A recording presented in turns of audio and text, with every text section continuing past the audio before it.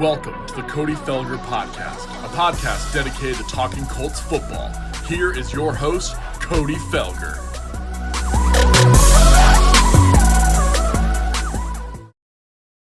Welcome back to the Cody Felger Podcast. I am your host, Cody Felger, and I'm excited to introduce the new co-host, Derek Larger. Derek, how are you doing, man?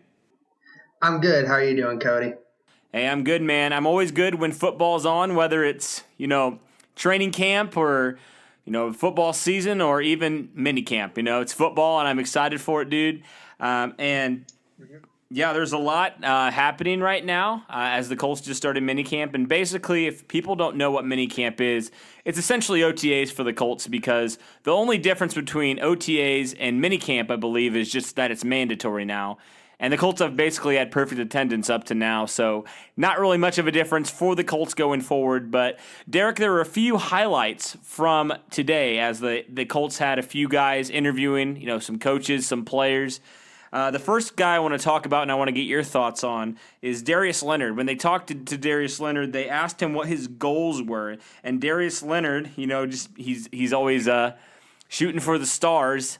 He's like, I want to be Super Bowl champion, but not just Super Bowl champion, but I also want to be MVP.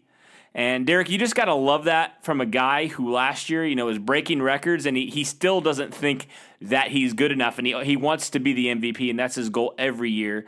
You just got to love that from a guy like Darius Leonard.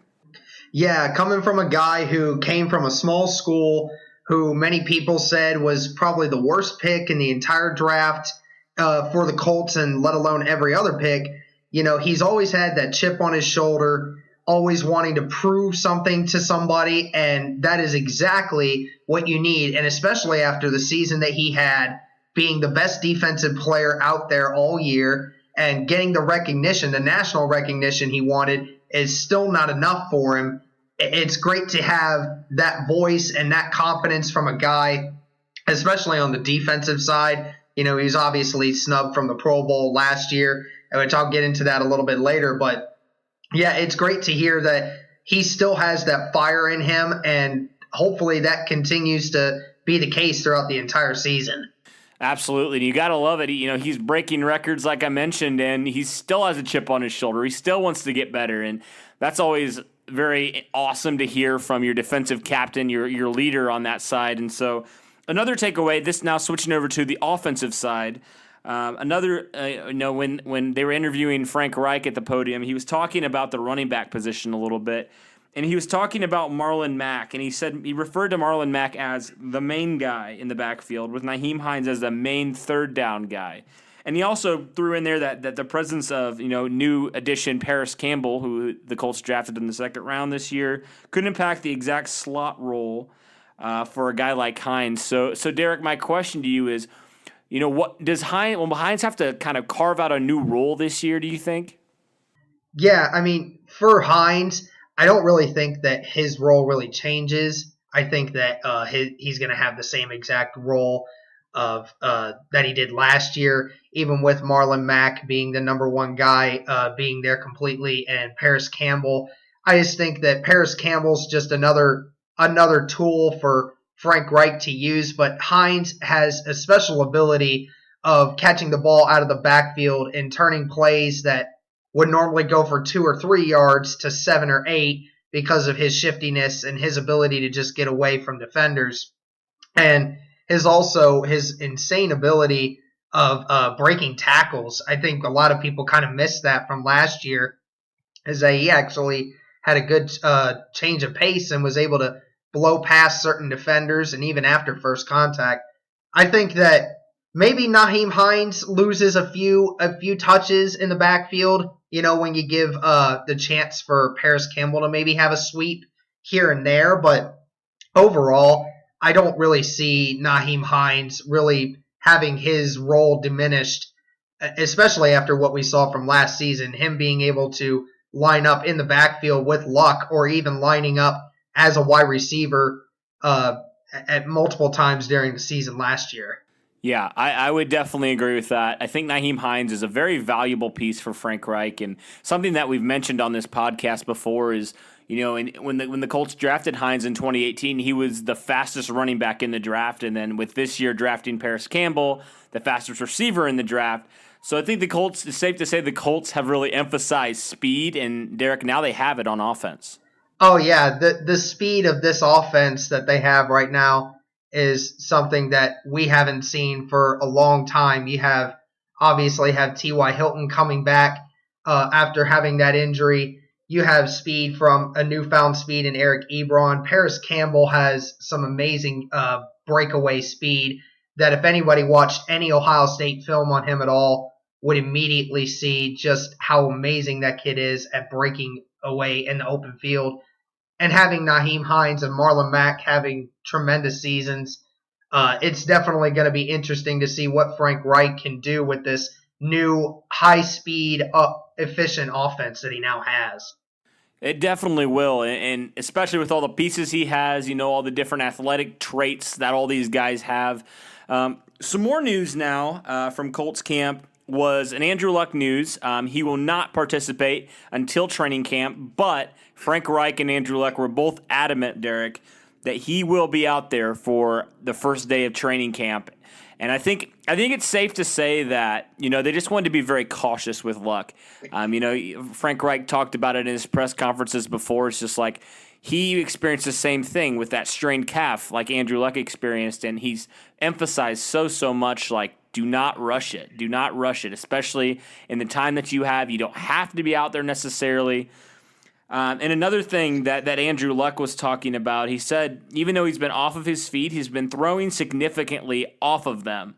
And so that's interesting to me. And Derek, I wanted to get kind of your opinion on the whole Andrew Luck not throwing on his feet, sitting out of OTAs and now sitting out of minicamp.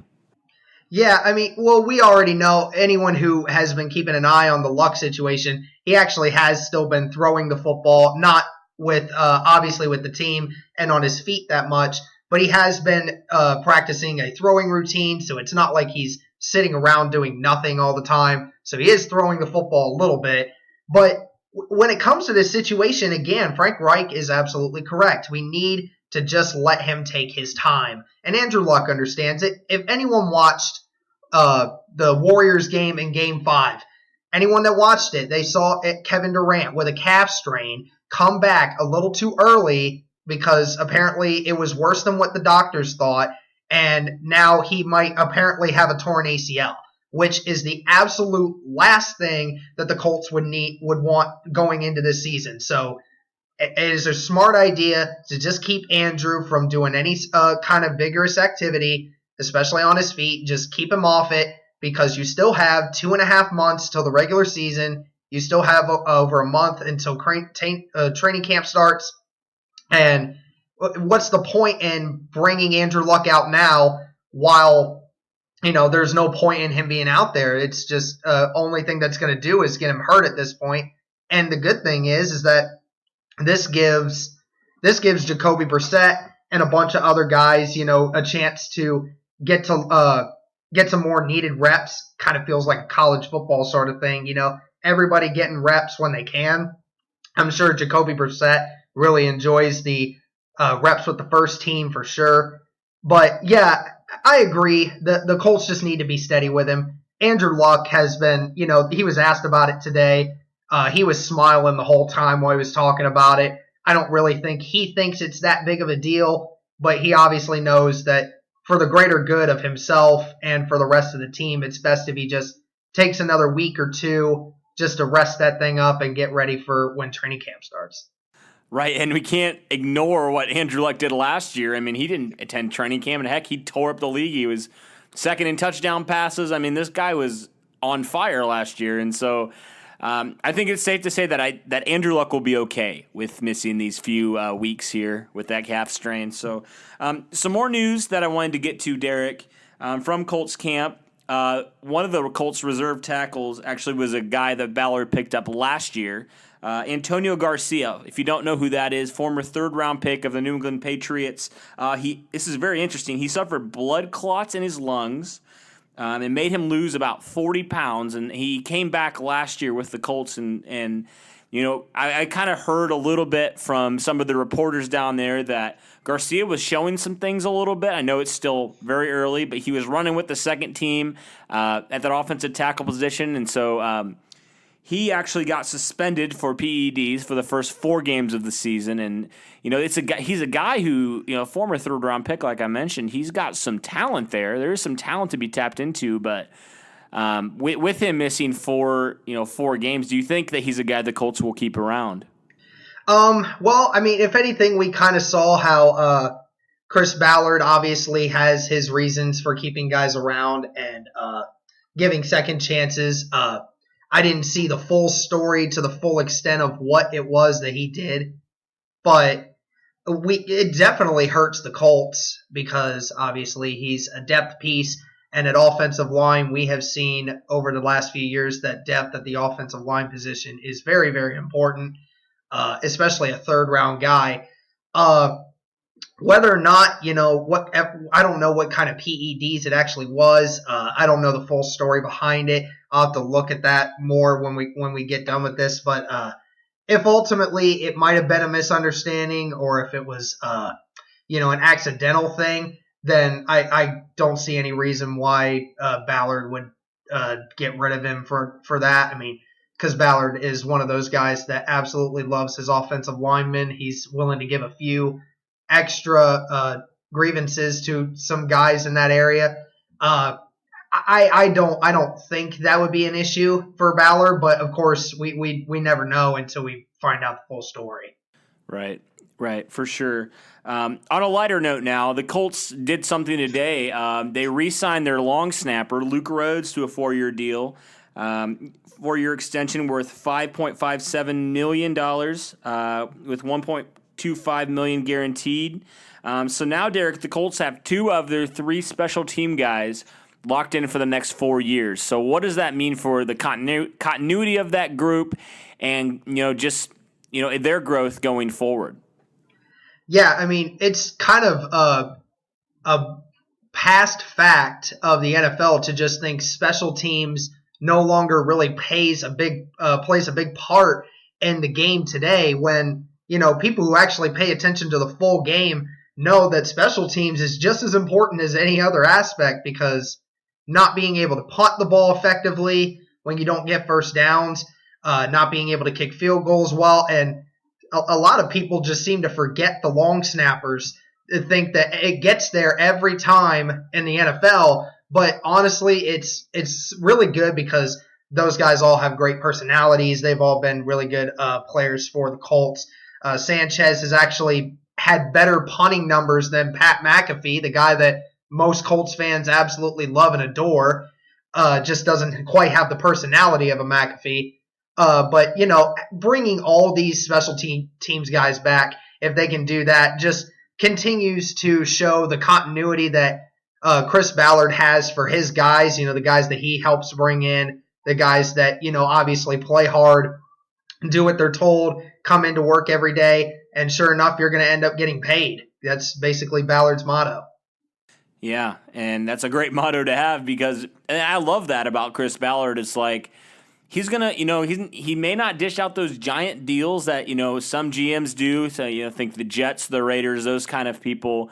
But he rewards his own. He rewards if you play well, you're going to get paid. And I think that sends a message to the locker room, a very good message of like, okay, if I really want to get paid, if I really want to earn it, I've got to actually perform and perform well. I love that.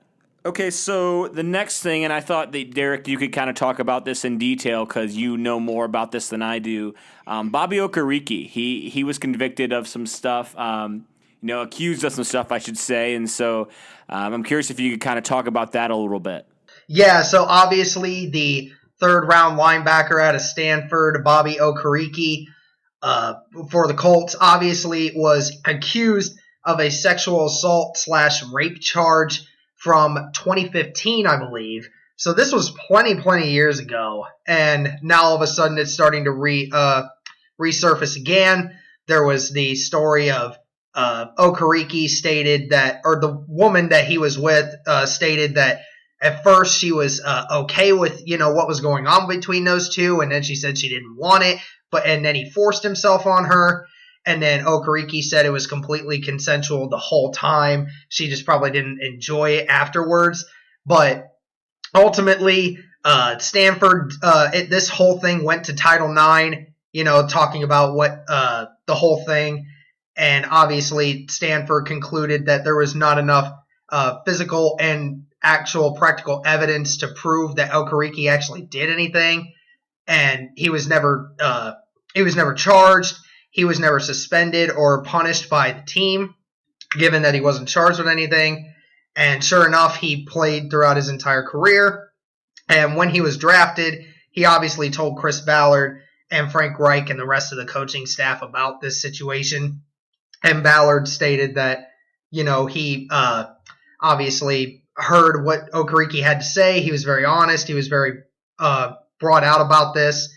And basically the whole, situation that we're having now, especially within the Colts fan base, is basically saying, was this a bad move by Ballard to draft this guy, even though he was only accused? Why is it that, Chris Ballard preaches these character guys, and then Okereke has this thing on his record now? And I mean, Cody, if you want to answer this, you can. I mean, do you think this was a mistake by Ballard signing Okereke or drafting him, even though he knew this situation was going on? This is one thing that I've thought about for a while, and it's very interesting how, certain people can, point to others' mistakes all the time. Point to what others have done, point to what others have done in the past. Like you mentioned, this was, 4 years ago this happened? And Chris Ballard, I think, has gone on record and said, people make mistakes. People are dumb. People are young. They make mistakes. They do things. But it's, I think it's all about how he handled the situation. I think it would be a lot different if this came out and Chris Ballard and Frank Reich had nothing. They knew nothing about it. I think in this situation, I think that they absolutely made the right choice in drafting Okereke. And I obviously don't know the full story, but it's like, if they felt comfortable enough where they're like, okay, Bobby told us like this is gonna happen, this happened, and he explained everything. He explained maybe he messed up a little bit, or maybe what this person was accusing him of wasn't quite true. I don't really know everything, but I think the fact that Bobby Okereke came to them and told them, hey, this is the situation, this is what is happening, and they still felt comfortable enough. These are two guys who are very high on character. And so, if they felt comfortable enough to draft him, that's good enough for me, man. And so, if they felt like Bobby, maybe he made a little bit of a mistake, maybe not, who knows? But, he's a good character guy. And just because he messed up once, just because he made a mistake, it doesn't mean he's not a good character guy. That's kind of my take on it. Yeah. I mean, it's kind of funny because, everyone says, he was a team captain at Stanford. He was the leader, the practical leader of the whole football team ever since he joined. And, there's no denying he's got great character. But I think we as an American society sometimes are very quick to judge somebody before the evidence is actually out. And even once the evidence is actually out or a decision is made, per se, that we just don't agree with the decision no matter what happens. Ultimately, that's the problem in society now, is that a guy can get postered with this accusation. It doesn't matter if you were completely and utterly had nothing to do with it, but you still have your name brought up in it, and it makes storylines, and now it's impossible to get your name out of it. So it's kind of a situation where, again, we don't know all the facts. She obviously said he did something. He said he didn't.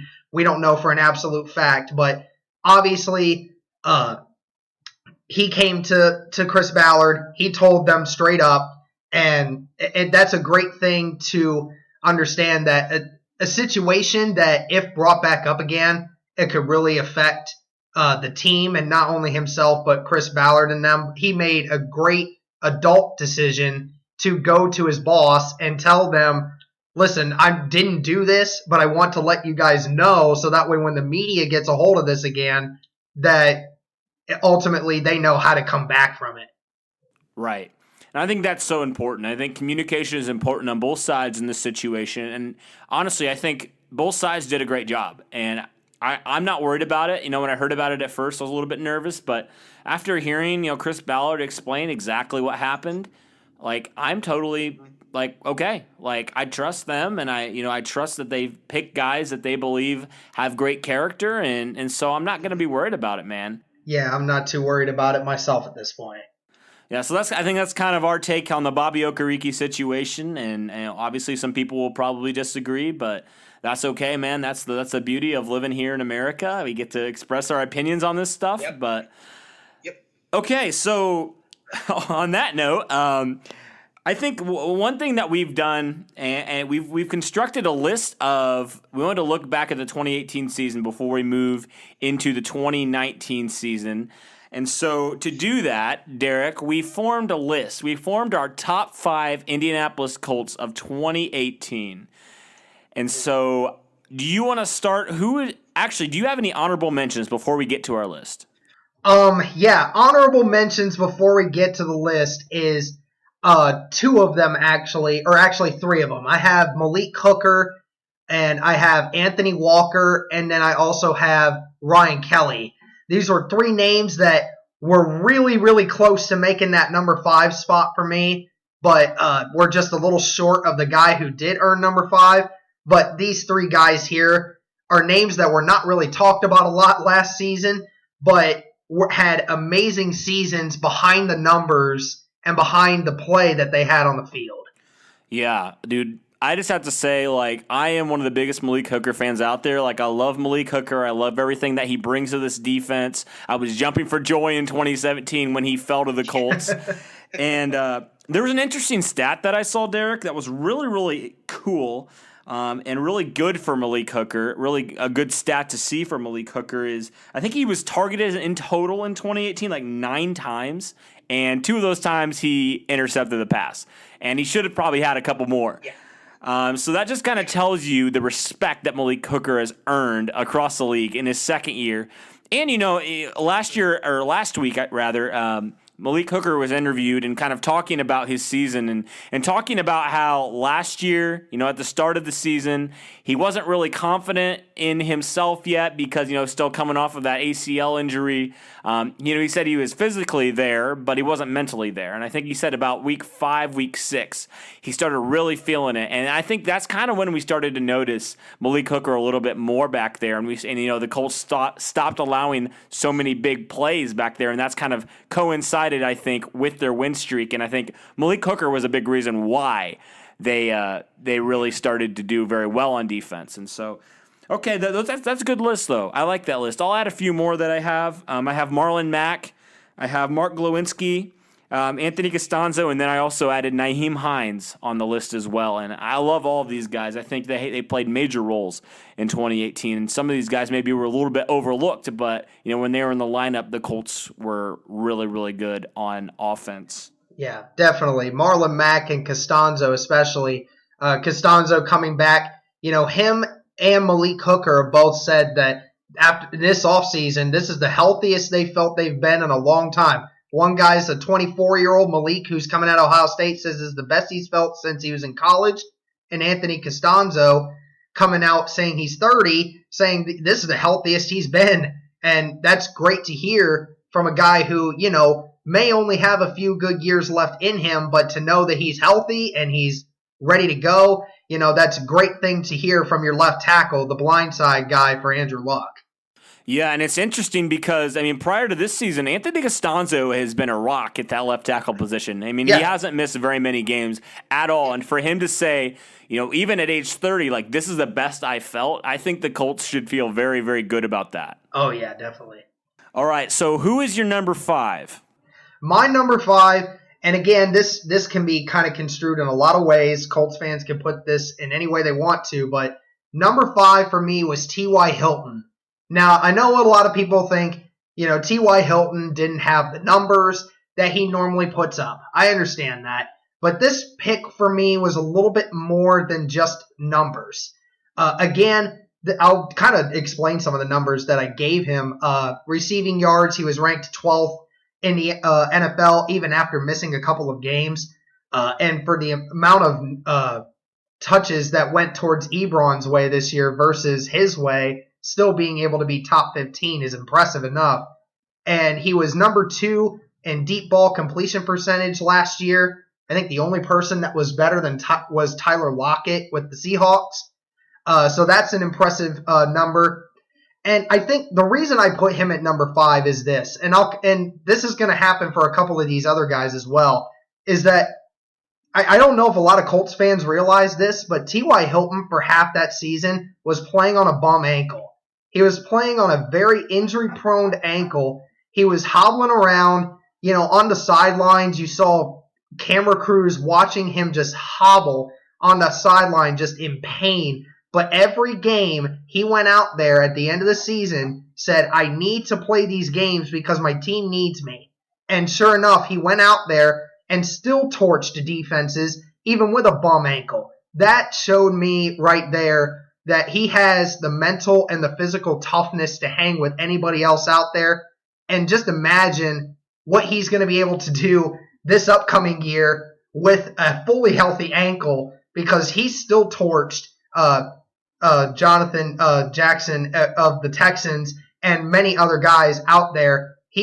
That's just amazing to me that he could have easily sat out for a number of weeks to rest that ankle, but he knew that if he went out, that was just going to leave his team in a bad position. And that is why I love T.Y. Hilton, and that is why I put him at number 5 for last year of Colts in 2018. Yeah, there's so much to say about T.Y. Hilton. I mean, heck, I don't think that guy was practicing for the second half of the season, but he was still going out there on Sundays and torching defenses like you mentioned. And so, yeah, I don't think it would be a top 5 list without T.Y. Hilton on it. So my number 5 is a guy who was on your honorable mention list, Ryan Kelly. This guy was drafted a couple years ago. He was selected 18th overall in 2016, and I think this year was really Ryan Kelly's coming out party. I think he showed in a lot of ways, and the Colts, old offensive line coach Dave DeGuglielmo, I think I'm saying that right. He had high praise for Ryan Kelly. He said he was the best center in the league, and so I think Ryan Kelly really showed that he is one of the best centers in the league. I think he's a top 5 center in the league, and I think I can say that confidently now. The only reason why I don't have him higher, and I think he can be higher on the list, is simply because of durability. I think he missed a couple games there throughout the season, and I think if he can stay healthy in 2019, he can definitely go up in my top 3 list, honestly, because I think he's that good of a player. He's that good of a center, and the question is just, can he stay healthy for 16 games? And so that's my number 5. Who's your number 4, Derek? Yeah, my number 4 is, I actually give him a lot of credit for your number 5 guy having the season that he had, which was Quentin Nelson at number 4, the number 6 pick from the 2018 draft for the Colts. I think he's my number 4 because, like I said, he brought the mean guy attitude to the O-line. I think that helped Ryan Kelly more than anyone else on the offensive line, because when Ryan Kelly came out of college, he was the run-blocking center. He was the anchor in the middle. You could not move him. And I think that, with durability issues, that kind of made him lose that attitude a little bit. And now that Quentin Nelson came along and Ryan Kelly felt confident that the guy to his left was going to be mean and nasty, he felt the need to do the same thing. He changed the attitude completely on the O-line.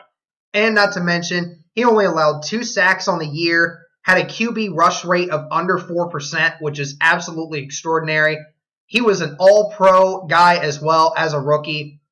And just for the last part is that, everyone said, don't pick an offensive guard at number 6. Don't do it, Colts. It's just not the best thing you can do.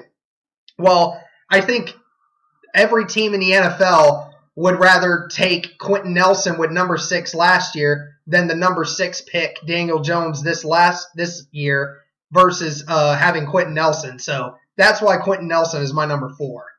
Oh, that's a great pick. Quentin Nelson, man. I'm a Notre Dame fan, go Irish, and so I love that Quentin Nelson love, man. Quentin Nelson's one of my favorite players. I kind of felt like I sounded like Jim Irsay there for a second. Hey, man. Hey, Quentin. How's it going, man?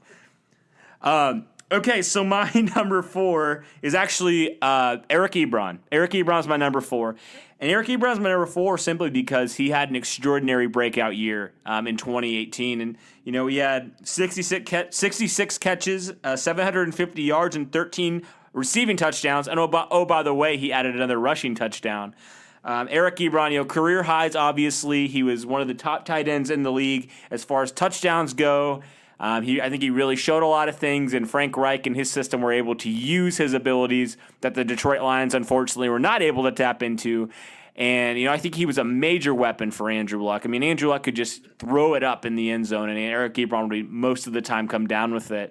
The only reason why I wouldn't have him higher, I would say, is just because of some drop issues. I think Eric Ebron's always kind of had those drop issues in a way, and I think this year kind of masked them a little bit with the touchdowns. Yeah. But I think that's something he can still work on, and if he can, kind of shore those up a little bit more, and I think the addition of Jack Doyle coming back from injury and Mo Alley Cox continuing to develop, I think that can kind of still mirror that a little bit and kind of hide that a little bit. But I think if Eric Ebron wants to truly be an elite tight end, he has to clean up those drops.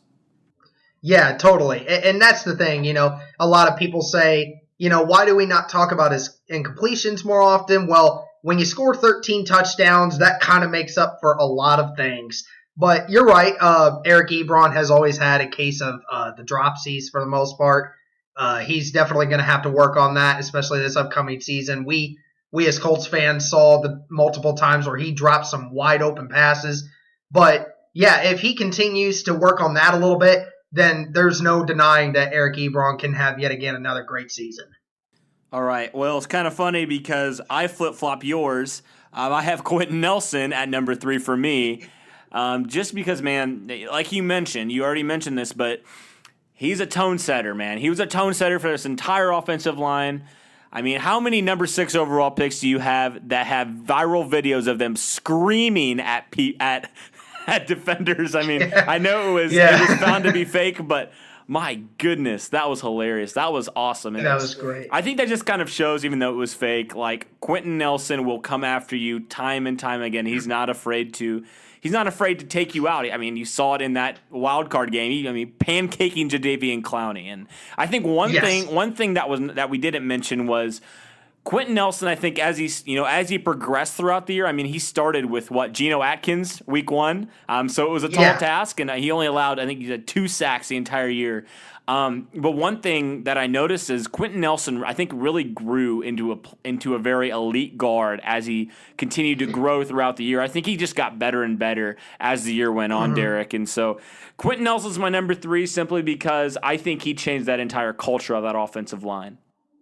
Yeah, and it's funny what he's been saying too is that towards the end of I don't know if he said it was at the end of the year or not, but he said there was a lot of technique issues that he had that he said he wants to work on this offseason because he said there was times he just let his attitude work over his technique. So that's the amazing part too, along with Darius Leonard, to be able to hear your other all-pro guy on your offensive line say, I just had one of the greatest rookie seasons of all time on the offensive line, but I still had a lot of things to fix, which is great for us.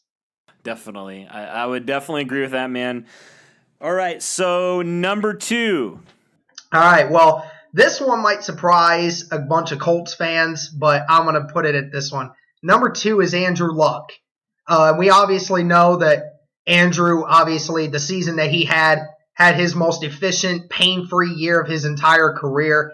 The numbers that he put up, some of the numbers weren't as high as some of the other numbers he's had in recent years, but like I said, it was efficient. He was off his feet he was on his feet most of the time, not getting touched very much, and he was just efficient. His completion percentage was amazing. He had highs in yards, completion percentage, and this was his second highest in touchdowns, and his touchdown to reception percentage.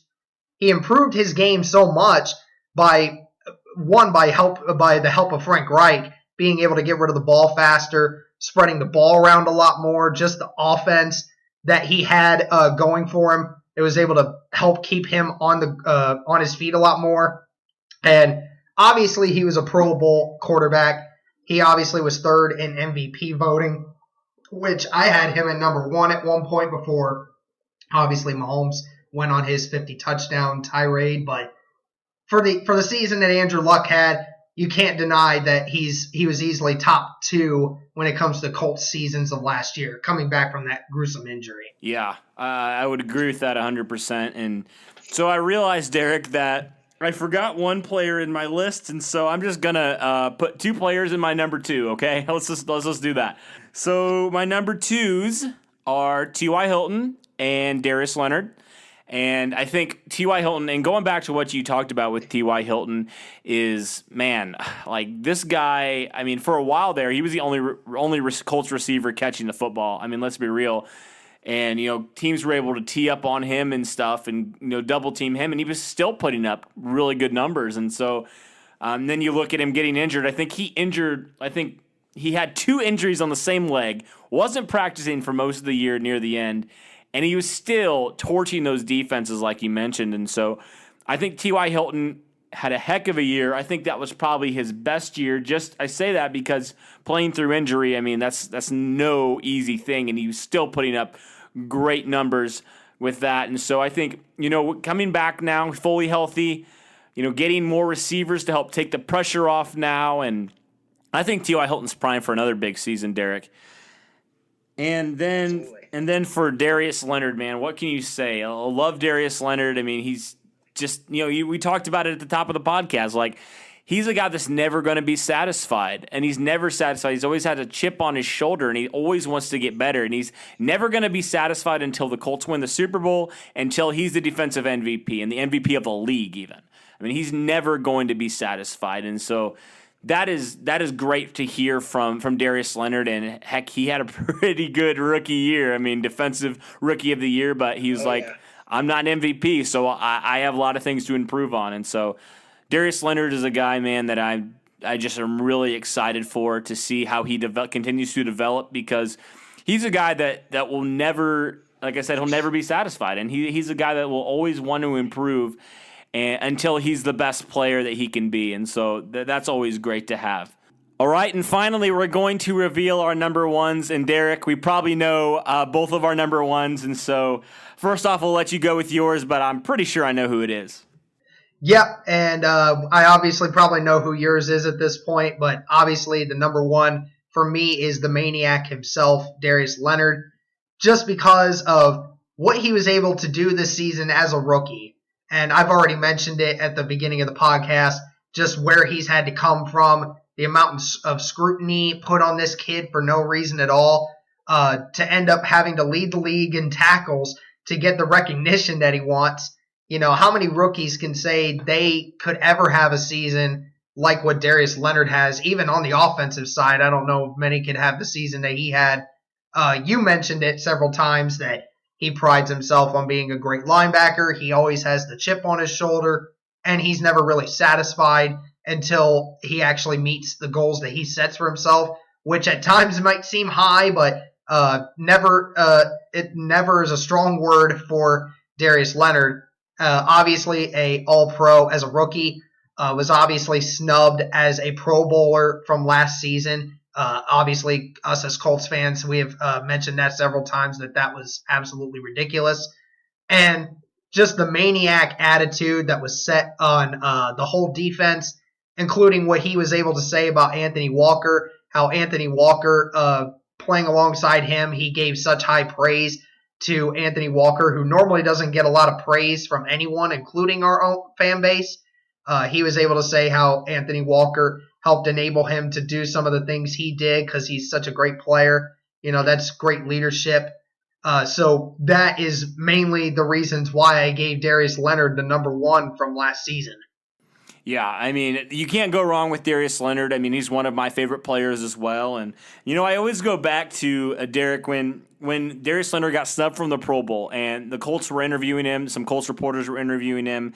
And Mike Chappell asked him, he said, Ebron said you're going for 40 tackles against the Giants. And Darius Leonard's like, yeah, that's the goal. And Chappell's like, that's probably impossible. That's probably impossible, right? And Darius Leonard just looks at him like, impossible? And I think that speaks to Darius Leonard. Like, if there was one player that I could pick that I think could achieve that goal, it would be Darius Leonard. Simply because he's a guy that never stops working, like we've mentioned, and he's a guy that constantly wants to get better. And so I definitely agree. That's not a bad pick for number one at all. But, for me, I'm a big Andrew Luck guy, so I got to go with him for my number one. And, Derek, I always just go back to, when Andrew Luck was drafted and what he was drafted into and how he was able to lead basically terrible rosters for a couple years there to the playoffs, deeper and deeper into the playoffs each year. And basically getting abused by the Colts with not protecting Andrew Luck at all, not really giving him, a 100-yard rusher for probably a couple years there. But what he was able to do with basically nothing, with basically T.Y. Hilton and Reggie Wayne for a little bit, and that was about it.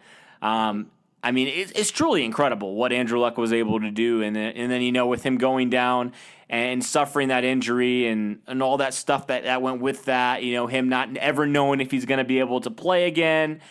And then, at the beginning of the year, still shaking off some of the rust.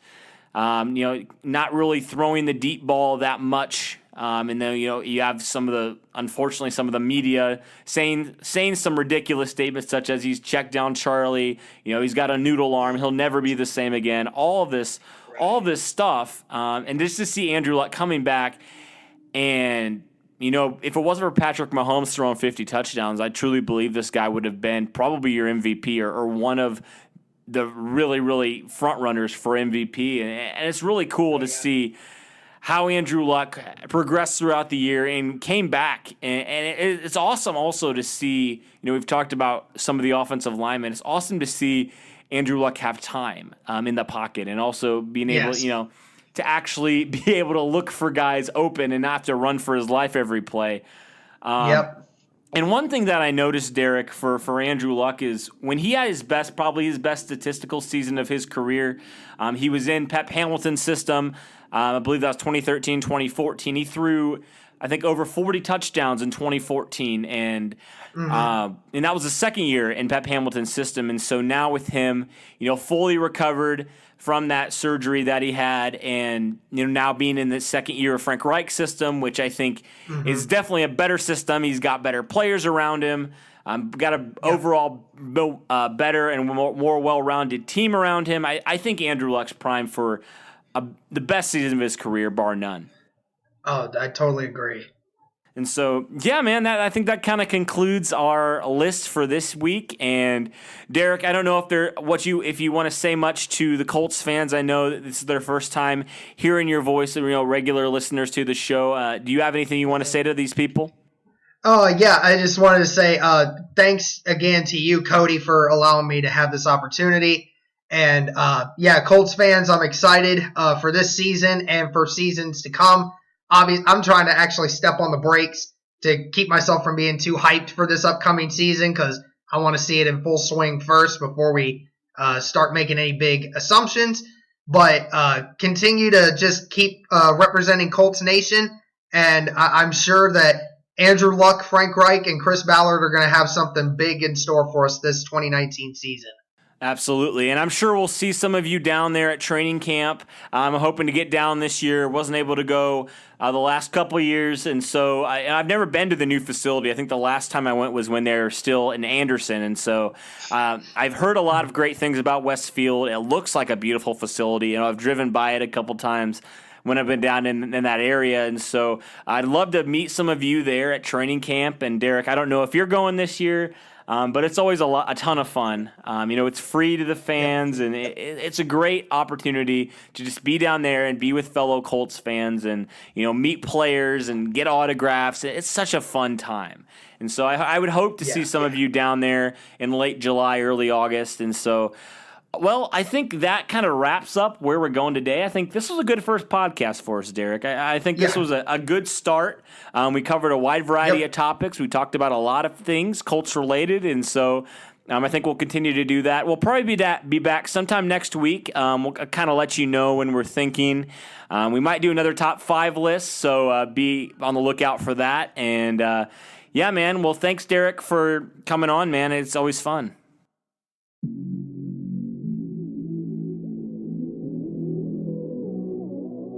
Hey all, Cody here. I just wanted to say first off, thank you so much for supporting my podcast. It really means a lot to have all your backing. If you haven't yet, be sure to hit that subscribe button and also put the bell on so you know when I post. You can always find my episodes here on YouTube, but if you're like me and you like listening to podcasts on the podcast app, you can find me there as well. Second, if you really like my podcast and you'd like to support me in some way, you can find me on Patreon. As much as I enjoy doing this, it also takes a lot of time, a lot of energy, and also a little bit of my own personal funds. So if you'd ever want to support me on Patreon, you can find me there at patreon.com/Cody Felger Podcast. Again, that's patreon.com/Cody Felger Podcast. Thanks everyone, and go Colts.